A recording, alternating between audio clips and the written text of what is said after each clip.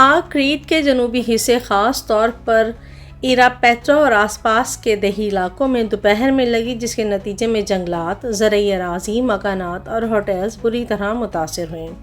ہوا کی رفتار بیوفورٹ اسکیل پر 9 سے 8 تقریباً 72 سے 50 میل فی گھنٹہ تھی، جس نے آگ کو تیزی سے پھیلنے میں مدد دی۔ 1500 سے 5000 افراد، سیاح اور مقامی لوگ جن میں شامل تھے، کو خطرے والے علاقوں سے منتقل کیا گیا۔ کچھ لوگوں کو کشتیوں کے ذریعے ساحل پر منتقل کیا گیا، جبکہ دیگر کو انڈور باسکٹ بال ایرینا یا ہوٹلز میں منتقل کیا گیا۔ کم از کم 4 لوگ ہسپتال منتقل ہوئے، جن کا علاج سانس کے مسائل پر ہوا، لیکن کسی بڑی جان لیوا واقعے کی اطلاع موصول نہیں ہوئی۔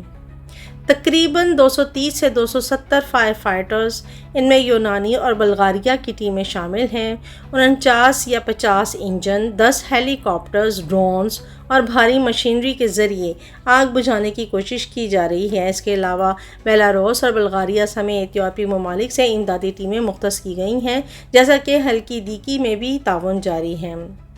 یونانی general secretariat of civil protection نے 3 اور 4 جولائی کے لیے کیٹیگری 4 یعنی انتہائی خطرناک آگ خطرے کی وارننگ جاری کی ہے، خاص طور پر کریٹ، اتیکا، پیلوپونیز، ایویا اور دیگر جزائر کے لیے۔ بارش کا کوئی امکان نہیں اور شدید گرم موسم اور تیز ہوائیں آگ کو مزید پھیلنے کا سبب بنا سکتی ہیں۔